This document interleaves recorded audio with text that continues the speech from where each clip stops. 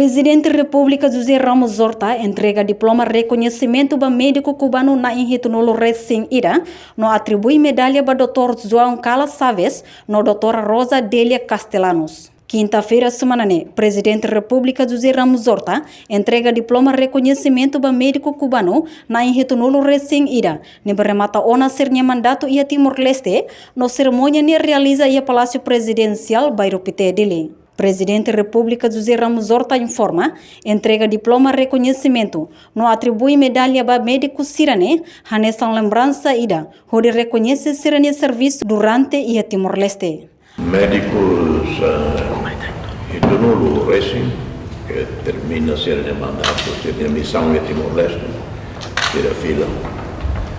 E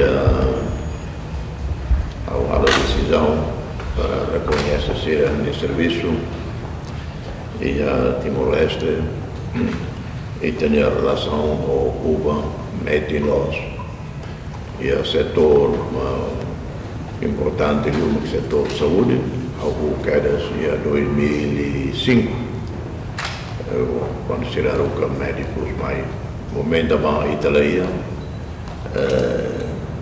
médicos timorenses, total máximo em 2002, independência, o ano dei, e atual foi resposta para desafio do setor de saúde no momento difícil da terra. E Raibal ajuda e Tuanjão, mas o setor de saúde não é fácil. E então Macapuga oferece algo que é só a torcida Racing, Sato 200 e tal, e depois logo que a Escola de Medicina e Haruka, antes da Escola de Medicina, Haruka total, o governo Haruka Haruia 2002, tinha uma luta 700 jovens para Cuba. E 700 jovens, né? 100% a bolsa de estudo cubana.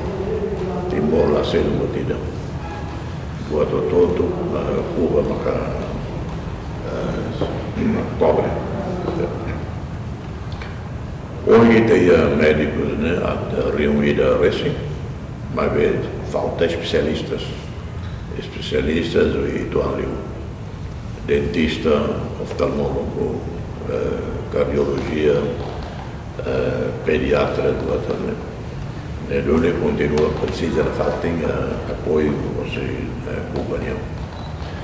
Se a fila vai ser ao mínimo que a presidência federal, o Raiden federal, o estadual reconhece ser através de diploma nessa lembrança das passaram.